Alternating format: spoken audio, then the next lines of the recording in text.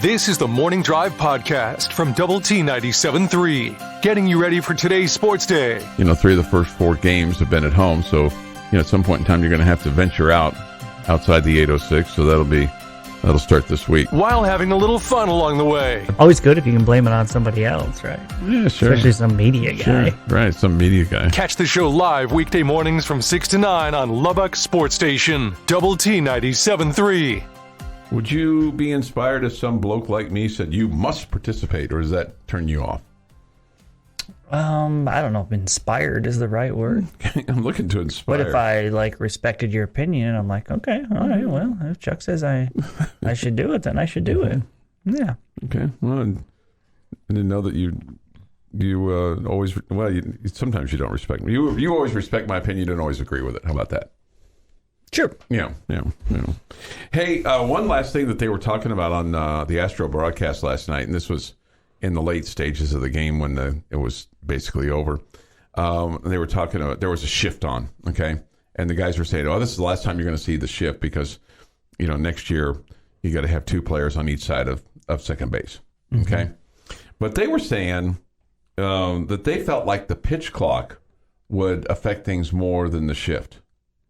And the reason that they said that was that the basic, your basically rest time in between pitches would affect the pitcher's velocity because there was like a 97 mile an hour fastball, and they just commented on, and they said that basically that time that you get, in between pitches, when it's lessened like that would affect the speed of the pitchers. And that wouldn't, maybe in essence, put the ball in play a little bit more. Yeah, maybe. I just wondered if you'd buy into that, some of that. I think it's a possibility. We'll have to see. Do you think the shift will be bigger than, do you think the shift will be a big change for baseball? Think we'll go back to some manufacturing of runs, or do you think that those days are gone? I wouldn't say manufacturing of runs. I just think that you'll see more hits, I guess, on ground balls through the infield. Yeah. Rather than just straight up home runs. Is that what you mean by manufacturing? Yeah. Okay. You get somebody on second, maybe they hit a double, and you actually bunt them over to third and then try to get a sacrifice at least to get them home. I don't think it'll lead to more sacrificing. Okay. I think it'll lead to more 3-hit innings or whatever that turn into a run rather than you can only score with home runs. Okay, walks in. You get your Jimmy Jacks, but because you had somebody get 2 walks and then a home run hitter. Jimmy Jack. Mm-hmm. Any opinion on the New Jersey Nets? I mean, we don't talk hardly any NBA, and I'm grateful for that, but man, what a mess it seems like the New Jersey Nets are. First you got Kyrie Irving and his anti-Semitic tweets and basically refusing to kind of come off of his tweet and standing down and, acknowledging that, maybe I should have been a little more sensitive. It's kind of like, man, it just seemed to me like, boy, that, for all his stances, and things, very odd and very inappropriate, and it almost makes me wonder, well, if it had been somebody else, how would they have been tarred and feathered, so to speak? Oh, goodness, yes. It's just like, it's okay for me to say all these things, but don't go saying these things about, and I don't want to get into, politics and a racial discussion, but boy, it sure seemed like for him to say those things is just, it's uncalled for. It's completely inappropriate. It's just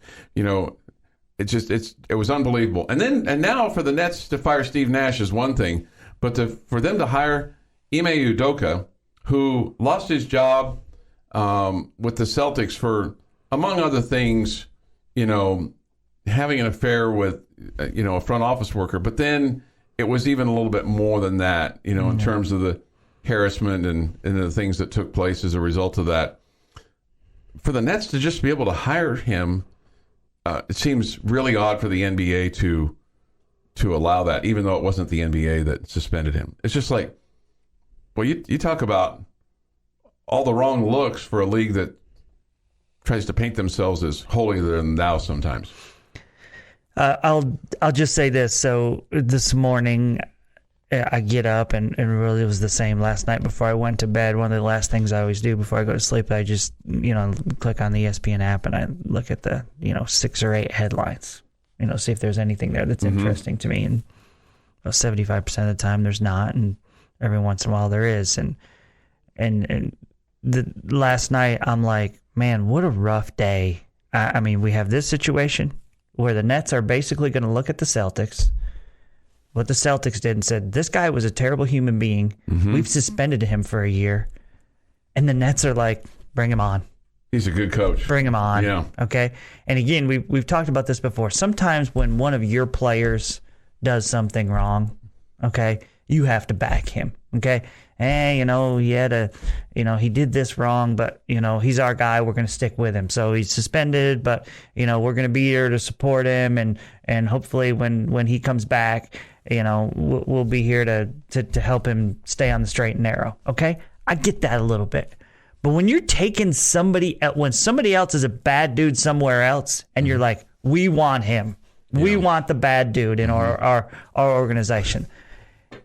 All that we've worked towards, it feels like in the last 4 or 5 years where, it's not been okay to harass people, whether it be physically or verbally or all that.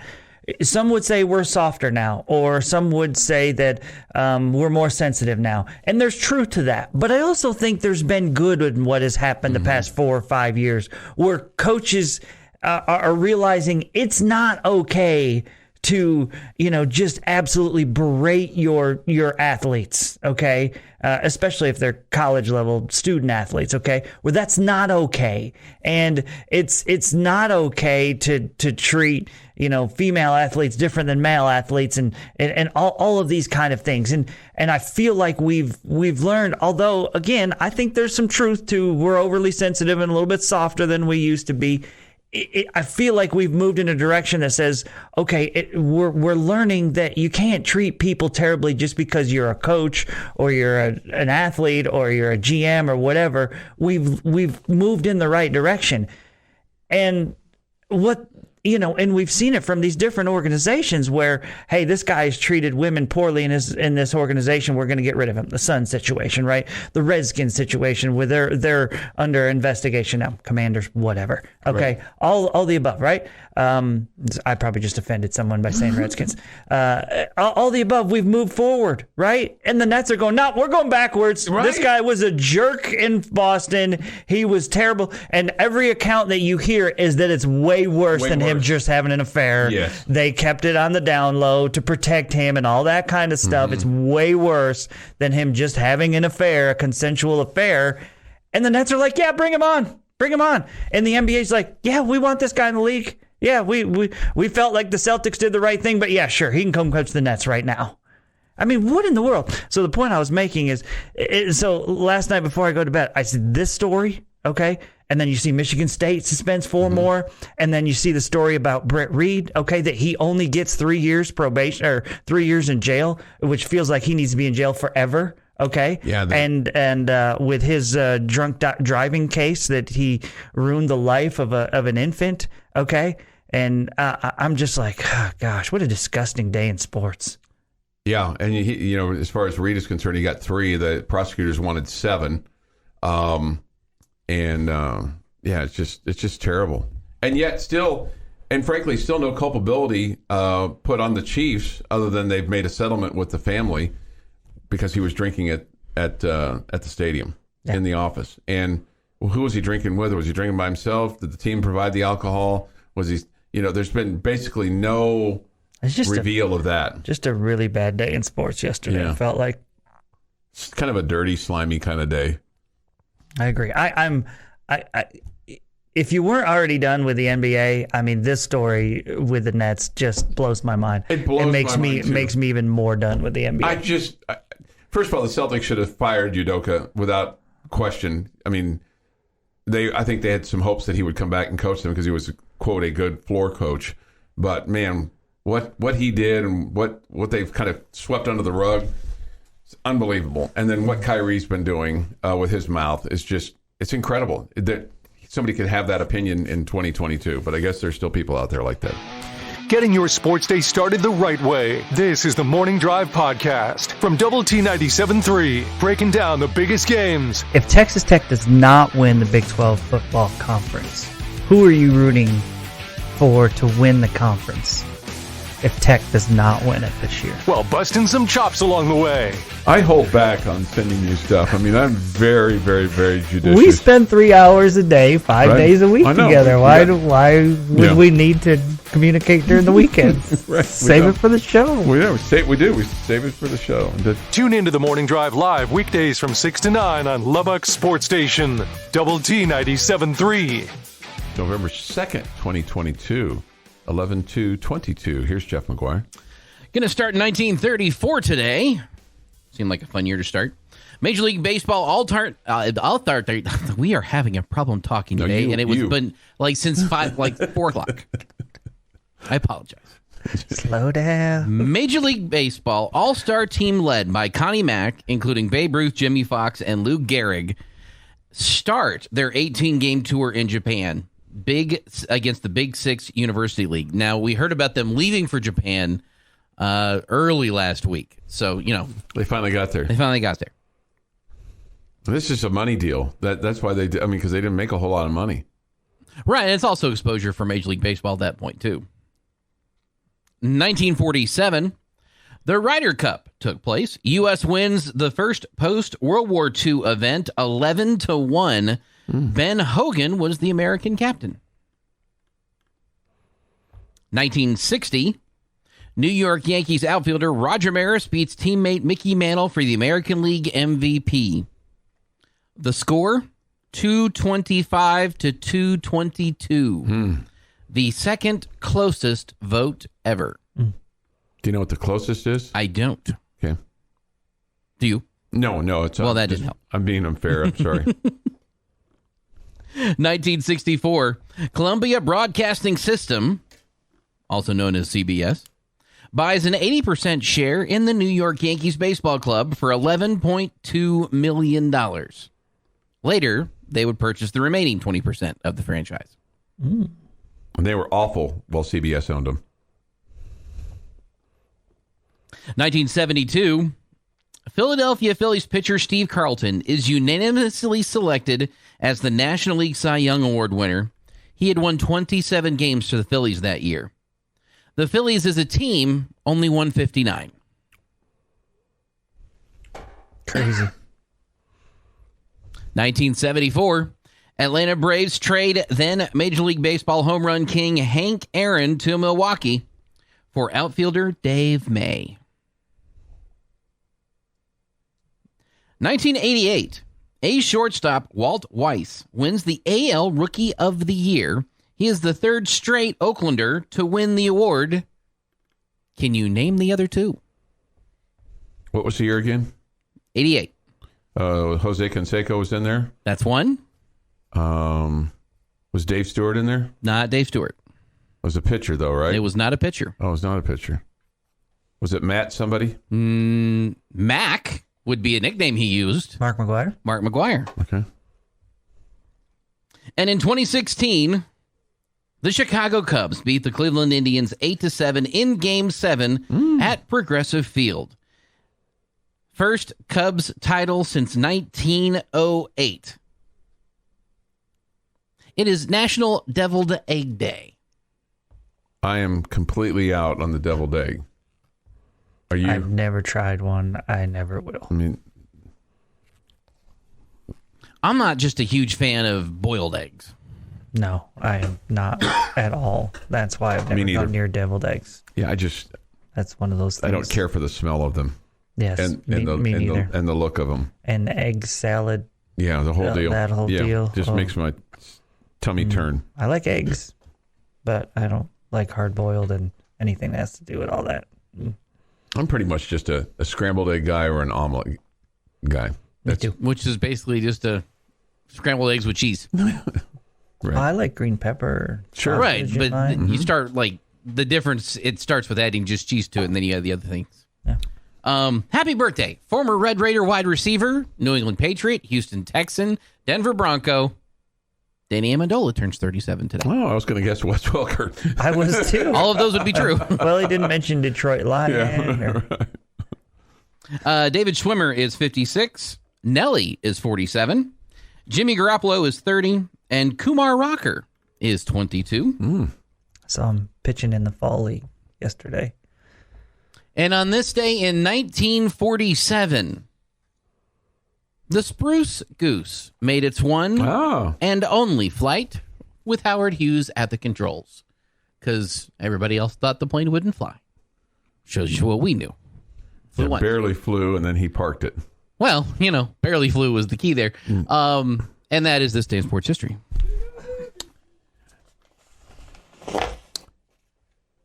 Okay, now time for our secret word of the day. It's brought to you by the Home Zone. Thank you. Making your house a home, and we're going to give somebody $10,000 on November the 18th. Today is Wednesday, November 2nd at 6:45. You really don't want these in your yard or your golf course. They really like them in Minnesota. Gophers. Gophers is your word. Okay, Gophers. Gophers. It's your secret word of the day. So if you'd like to enter that into the contest, go to doublet973.com. Put your name in the hat. Somebody will get qualified. And on November the 18th, you could hear your name called out. And we'll give you $10,000 in our secret word contest that we have folks here in Lubbock winning, hopefully, or somebody within these parts. Have you been calling the qualified people? I have not. Okay. I'll start emailing them later this week. Okay, so yeah, I don't usually call. You get an email. You get an email. Mm-hmm. Okay, that probably is easier to do. You got it right there, and don't have to talk to anybody. And once you hit send, then you can walk away, right? Most people don't want phone calls. Most do not. Yes. Okay. They would just prefer a text or an email. Or an email. Yes. A text or an email. Mm-hmm. Okay. All right. So be looking for Jamie's email coming to a box near you. That's right. Potentially. Mm-hmm. So give us a good email that you check. Not one. Oh man, I just never look at that one. Never look at that email. That's my personal email. This time you need to look for Jamie's email because you might win $10,000 or you might miss out on it. That's right. You don't want to do that. Secret word is Gophers. Okay, going back to the MVP vote, the closest. One year it was tied. 1979, Willie Stargell and Keith Hernandez in the National League MVP race each had 216. Oh, wow. Great years for both those guys, for both Hernandez and for Stargell. In 1947, there was also a 1-point difference between these were two really good players. I'm certain they had good years. Joe DiMaggio edges out Ted Williams 202 to 201. I bet that was quite the little debate. In 1944, these are guys you probably never ever heard of. Marty Marion and Bill Nicholson. Marion from the Cardinals and Nicholson from the Chicago Cubs were 1 point away. And then in 2017, also 2 points away, Giancarlo Stanton with the Miami Marlins and Joey Votto with the Cincinnati Reds. Stanton was the MVP and Votto was the runner-up. So there you go. It's just a little tidbit of knowledge for you to walk around with. Okay, we want you to have tidbits. Yes, we do. Conversation starters for today's, coffee pot discussion, things along those lines. We will have the high school fan zone on the air for you tonight. Friendship and Lubbock Cooper. Both those schools have deep playoff aspirations and big game for Friendship on Friday night. They'll take on San Angelo Central. Should be a really full stadium over there at Tiger Stadium, so take your radio to the ball game. So, yep. Yeah. 6:30 the broadcast time, 7 o'clock kick. And then the Lubbock Cooper Pirates will travel to take on Amarillo Caprock, or just Caprock in Amarillo. We'll have it for you on 100.7 The Score at 6:30, and then play-by-play at 7. This is the last week of the regular season. Crazy to think that. Playoffs are upon us almost. Playoffs are upon us. We'll have Coronado at Tascosa tomorrow night at 6:45 on Oldies 97.7. So that kind of take you through the high school stuff for this week, and then it's on to basketball season. They're getting ready for that, and they'll be next week for the high schoolers too. I think a lot of teams will probably start this weekend. Okay. Mm-hmm. I think the friendships have the varsity has an actual game on Saturday. On Saturday? Mm-hmm. Yeah. The scrimmages this week and last weekend and all that good stuff. So it's getting going. Getting going. You're listening to the Morning Drive podcast from Lubbock Sports Station, Double T 97.3, recapping the night that was in the world of sports. A little bit later on tonight, we'll have the Astros and the Diamondbacks. That'll be at 8. And then the Rangers playing at Seattle tonight. And also bringing some humor to your day. Was it pretty big? Yeah, I mean, it's impressive. Yeah. Was it fascinating? It was. I thought it was fascinating. It kind of smelled, but I mean. Hear the show live weekday mornings at 6 on Double T 97.3 or on the Double T 97.3 mobile app. Hey, good morning. It is 7:01 this morning on the Morning Drive. Nice to have you with us. With Jamie Lent and Jeff McGuire, I'm Chuck Heinz. It's Wednesday, the day the work gets done. Got a big day today? Every day. Every day? Today's a big day. Yeah. I get to do the morning drive. That's big. Yeah, man, that's is that the highlight or is that the low light?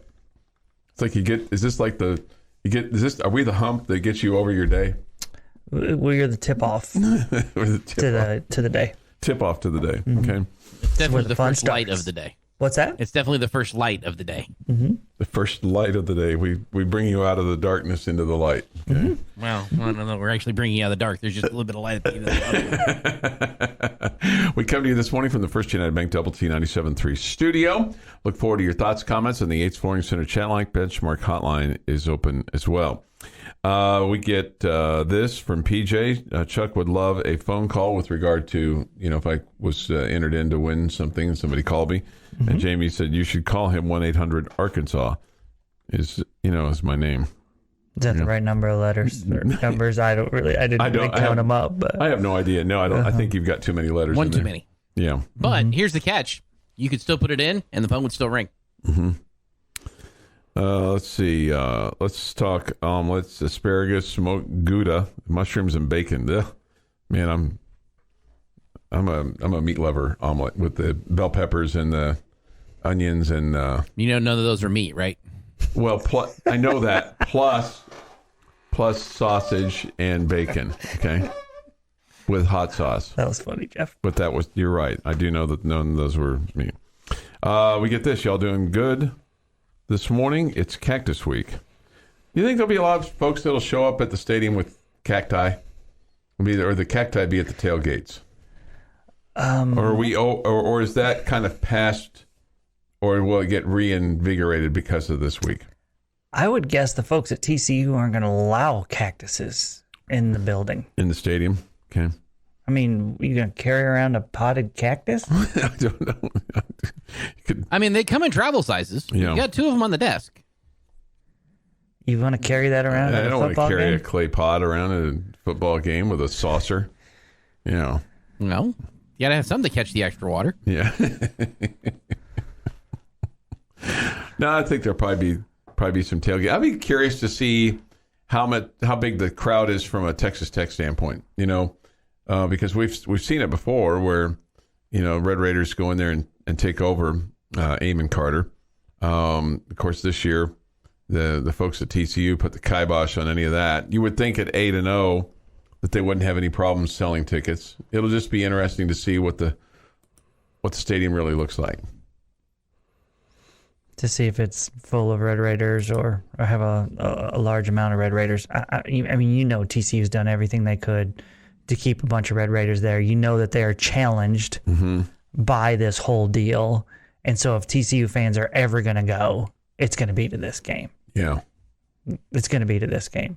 And, we heard the comment last week from the Baylor player about fake fans and all that. while I don't think we have fake fans or whatever, I think our propensity to leave early, no matter the score, is, I don't know. It just, there's a little part of me that says, if that's what we're going to do here, we probably should slow down on the criticizing of other schools' fans. I think that's fair. And do you think we're on par with other schools in the Big 12, or do you think we're worse at leaving early? That's hard for me to say, Chuck, just because I don't, not at other stadiums. Yeah. I've not noticed on television watching other games and thinking to myself, oh, their fans are all leaving. Yeah, we don't know what their east side looks like or their west side looks like. I've not noticed that before, so it's probably similar. Probably. It would be my guess. Would be my guess, too. But I don't know. I don't know that for certain. I know we don't leave early during basketball. That's kind of not a thing for basketball. It's kind of not a thing for baseball. We don't. Our fans don't leave, halfway through the second half in basketball. Right. I mean, the seventh inning stretch doesn't say go to your car for tech baseball fans. And it's 1, 2, 3 strikes, you're out. Time to go to your car. That was nice. Yeah. So I don't know. I don't think we have. We're dealing with a fan base in football that's sad or pathetic or anything like that. But there's just part of me that says, maybe we need to back off being so critical of TCU when. The Baylor guy unfortunately was right. Our fans were leaving, and before the game was was over. And again, I get it, you're down 2 scores in the fourth quarter. It doesn't look good, but stranger things have happened. Yeah, and the those that hadn't left once the pick 6 occurred, then that was a mass exodus. But there had already been a pretty big mass exodus prior to that. And you're only and look, there have been times when we've been leading in the fourth quarter and people have left, which I just don't understand. This business of I want to get to my car so I can avoid the traffic. Well, you're really not. You're creating the traffic. And it slays me sometimes to see all these people living like, where are you going? I'm not even trying to criticize them. You spent the money to go. You got paid for your ticket. You did what you do you. Okay, but it feels hypocritical to me if we're now criticizing TCU for what their fan base does. Absolutely. If we're leaving games too. Yeah. No, okay? I think that's. Maybe you could say at least ours show up, and maybe that's fair. Okay. But again, it's just odd to me because wouldn't you guess there's a whole lot of crossover between Texas Tech football fans and Texas Tech basketball fans, Chuck? Mm-hmm. Right? You would? Yeah. I would guess there's a lot of the same people. Yeah. But we don't leave our basketball games early, but we leave football games early. I don't understand. Yeah. Yeah. No, I don't either. There have been times when at basketball games when I've seen people go to the concourse, in the late stages of the game, and that's always puzzled me as well. You'll see a crowd of folks on the concourse. Just because they want to mingle and chat? No, because they in the waning moments of the game so they can scurry out to their car. Oh, okay. Well, I guess if they're still in the arena and still cheering, I guess I don't have an issue with that. Yeah, they got their coat and, Claude's got mod, they're like, come on, let's go. Yeah. Let's see. Jamie, at least we sell the place out. They put tarps over their seats, Dan in Dallas. Well, we haven't sold every game out. I don't know that we sell them all out. Saturday's game, I will say this. And I said that before, Dan. I did say at least ours, at least we're showing up at some point. We just leave early. I get it. I can't, and unlike TCU, I can't ever remember a time where Jones Stadium was taken over by the other fans. Very fair. 100%. I've missed... in football, yes. You're right. I can remember in basketball it was taken over by a couple of different fan bases. Okay. I remember It's having been quite some time, though. It's been a while, but I can remember having more KU fans than I'd want, but I never felt like they took over our building. Yeah. You disagree? yes, KU? KU is one of them. Yeah, I would disagree wholeheartedly. Yeah, I would tell you that there were there's always been more Red Raiders, way, 2/3 to 7/8 more than the other fans. But anyway, I can't remember it. We've never had our stadium overtaken by the other fans. Not since I've been watching for about the last 30 years. 7:10 this morning on the Morning Drive. You're tuned in to the Morning Drive podcast from Double T 97.3, recapping the night that was in the world of sports. That's not to say that they don't respect the run game that you have, but you're talking about one quarterback leading the conference in passing so far this year. And remember, he didn't start the first game. All right. Still played a lot, though. And also bringing some humor to your day. I just don't want to disappoint you. As much as I disappoint you, I don't want to disappoint you in some things that you expect from me. Hear the show live weekday mornings at 6 on Double T 97.3 or on the Double T 97.3 mobile app. Jamie's question of the day on Double T 97.3 is presented by Bizarre Solutions. Call them today for a free cybersecurity audit. Sometimes I feel like this is a little bit like Stump the Band. So, When have I asked a question that stumped you, except when you answered a math problem with a state? well, I mean, they're deep thinking. They're not like just A, B, or C. It's not like multiple guess. They're like essay questions. We're answering with our mouths. Are you mad because I've never asked you if you're like giddy? Oh no. About an upcoming season or upcoming game. I'd probably fall out of my chair if you asked me that. I'm just glad we don't have to bring a Scantron to work in order to answer Jamie's question of the day. So I will take the essay format. My first question is: Did Scantron? Little crisscross there? Was there a reason for that one? Was there a Something fun. theme that I missed? Okay, Something fun. just I was fun. wondering Okay. too. Crisscross, is that who that was? That is. They'll make you jump, Chuck. Okay. I recognized the tune. I just didn't know the name of it. Did you wear your jeans backwards back in the day when they were No, when they were hot? I actually wore a pair of jeans the other day for the first time in I don't know months, probably back to March. And I know you're not a jean wearing guy really either. I am not. I am wearing them right now. Yeah, no, I know. You I know. do you? Yeah. And Yeah, I thought boots of on, you too. when I put on my jeans. I'm like, man, I told my wife, I haven't had a pair of jeans on since like March. And I said, Jamie doesn't wear jeans at all. It's a little unsettling that he thinks of me so much. Well, it's just certain things, certain times of the day, or things just remind me of you. And That I feel the propensity to share and probably overshare. well, if I shared less about my opinions, then you wouldn't think about Man, me I and don't things know. like that. You've been a pretty good sharer here lately, so I've been proud of you for kind of giving us a peek behind the curtain. All right, what's your pregunta here today? Okay. I'm going to flip over to Red Raider basketball because I don't want to come anywhere close to the wrath of Jeff McGuire again and ask a question about football that he's unhappy about. Okay. I'm going to ask you a simple one today. This one's really simple. Okay. Okay.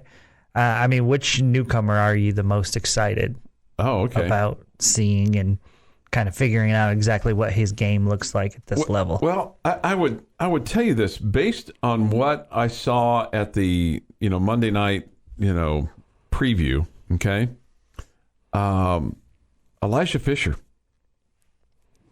is I think a guy that could be pretty exciting. I know probably the popular answer is Pop Isaacs. He's the freshman from Vegas.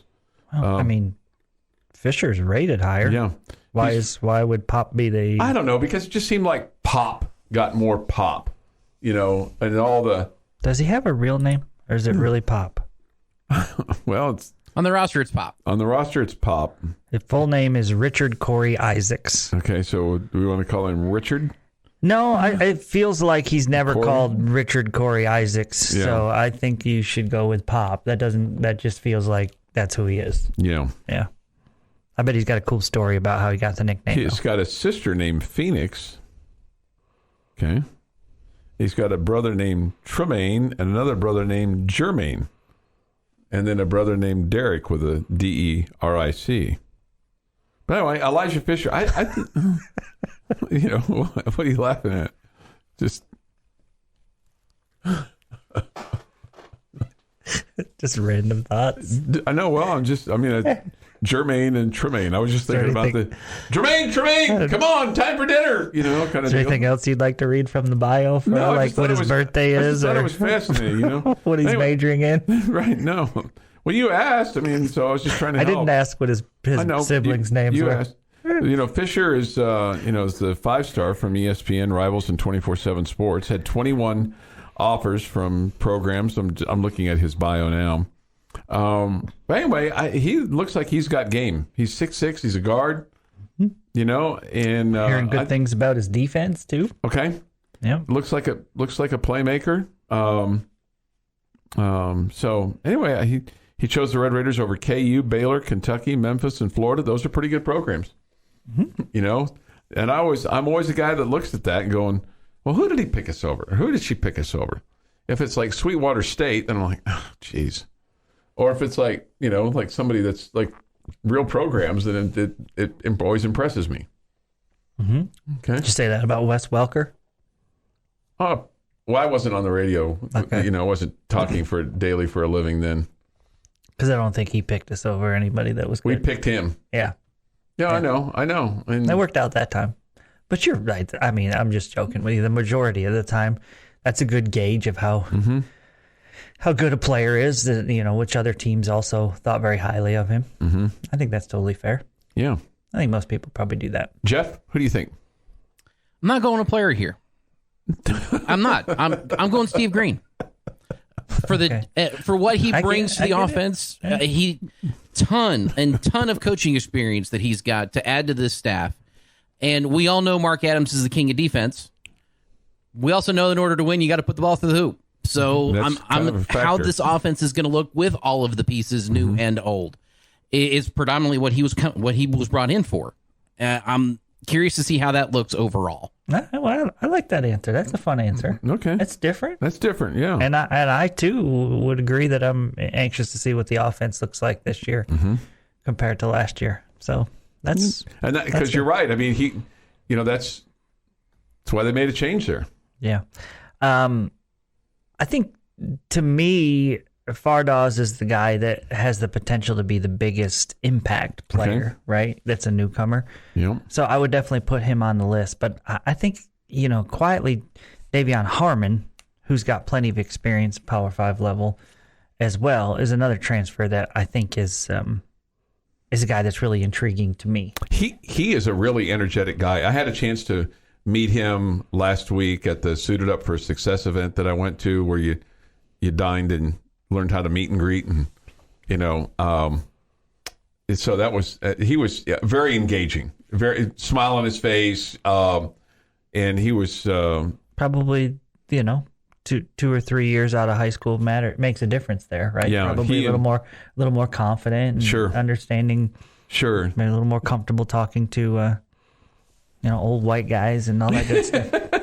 Well, I think he and Tatum Weitenheimer was there and some others were there. So I mean, I was just just you were in your element. I was in my element. I was chewing the fat. Well, I mean that's what I do. I've also kind of connected a little bit, and I made a point of emphasis of going and talking to him. And you'll be embarrassed by this, but I went and talked to Daniel Baccio about him being a 7-footer, and he told me that. I'm not embarrassed. You don't represent me. You are Chuck Heinz. Anyway, he shot down my. I said, I've been campaigning for this. He said, I'm not 7 foot, not even in my shoes. He's closer to shocking that you asked the kid to be a liar and 6'10". The young man, good for him. Yeah. So all right, Daniel Baccio is now my favorite player. But he did tell me that AMAC would be a candidate for that. He does feel like that AMAC is taller than him, and that would potentially be a candidate for being listed as a 7-footer. So I'm going to target Fardaws AMAC to be listed at 7 feet. Picture of Baccio recently, and he looks to me, I don't know, maybe I'm just misremembering back to last year, but he looks much thicker through the chest and the arms Okay. than I remember from last year, which is good to see. Yeah, he was at the Lady Raider game last night. A number of the guys, I think Elijah Fisher was at the game last night, Kevin O'Banner. But apparently a lot of those guys, and they go to practice, and there's good relations between both squads. So that's good. They support each other. I thought that was pretty cool. Yeah. So anyway, that's my take on things.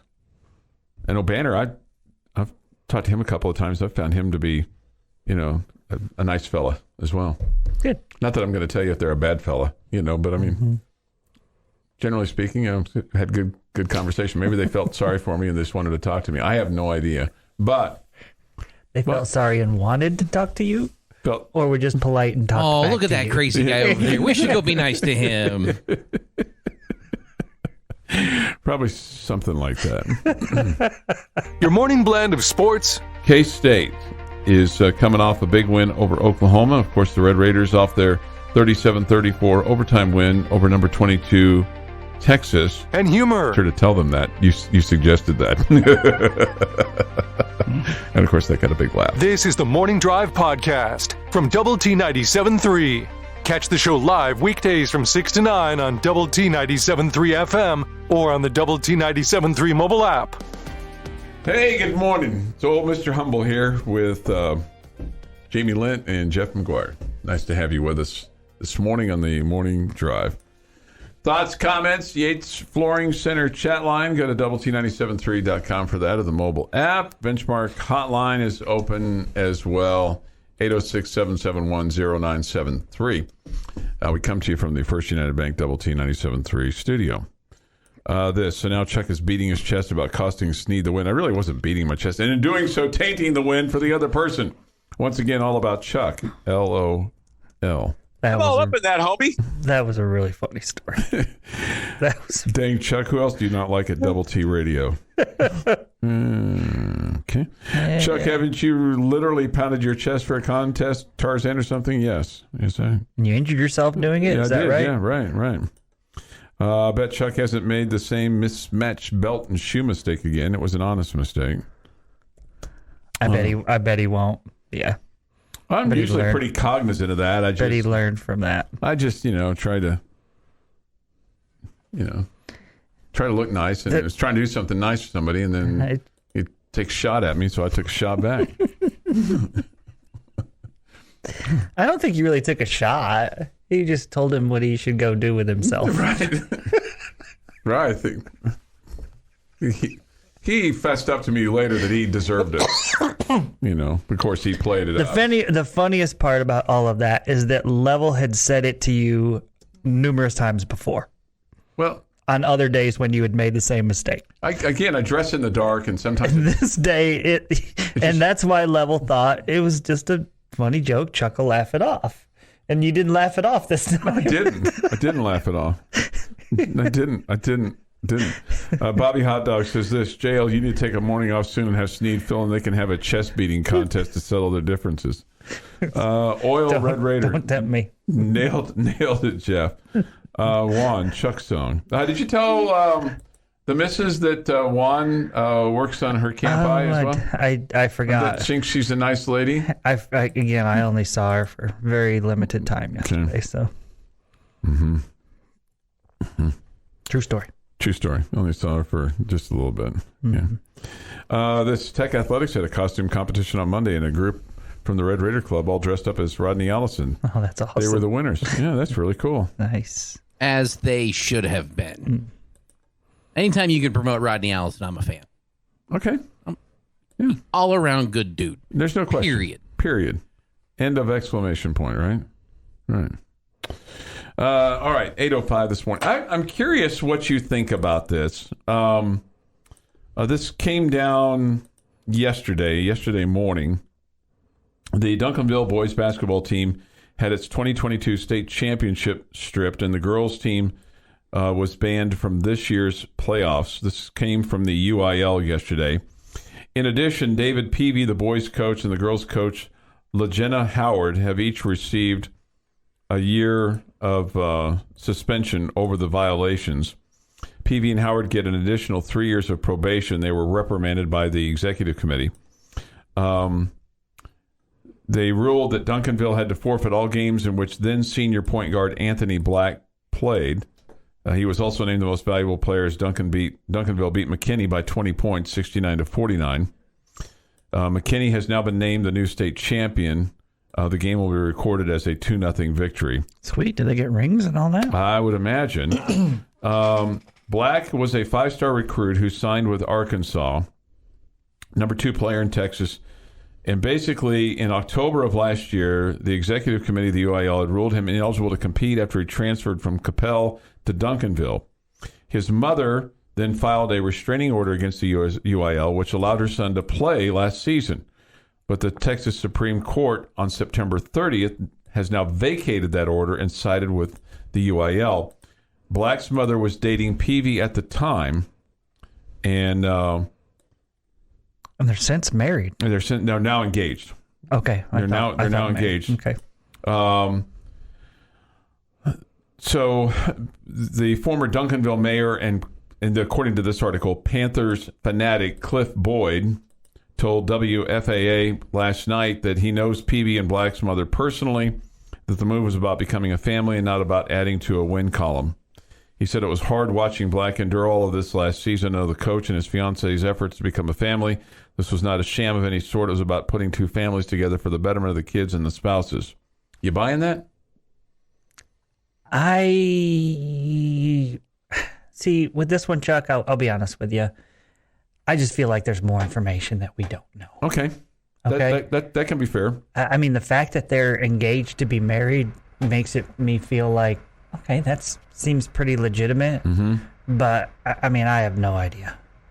I mean, you've heard stories about Mr. Peavy, Micah's dad, by the way, okay, over the years that this recruiting has been a normal thing, and they've been under investigation for it numerous times. There's just a kid from El Paso whose mom has just gotten a job with the school district, and he's one of the top players in the state this year. And so it just feels like a never-ending thing there with Duncanville. And to me, this is more of a lifetime achievement punishment, meaning we think you're doing something shady like every year. We finally got you. And so this is we're finally going to hit you. Yeah. Okay. Yeah. I just feel like there's way more to this story. But the just what you see on the surface there, the mom and Mr. Peavy are engaged. It seems like the kid and he's moved in there and he's living in that school district. That seems like he should be able to play. But obviously, I mean, there were red flags from the get-go when they ruled that he was ineligible, mm-hmm. and they asked for the injunction or whatever so he could play last year. It just feels like, I don't know. It just feels like there's way more to this story than we know. And there's so many, there's a lot of casualties with the shrapnel here, when you think about it. Like his teammates on that Duncanville team, and they can say, well, you can take away the state championship, but we know who won the game, right? Sure. It's like, well, you can take down our banner, but, we know we're the state. And then for the McKinney kids, they're like, well, okay, so we won 2-0, but we still got beat by 20. So we're going to call ourselves state champions now? And am I going to put that in my obit that I was a state champion high school basketball player? I would. Okay. I'd claim the ring. Do you feel... If I felt like the other team cheated, yeah, I'd sign up for that.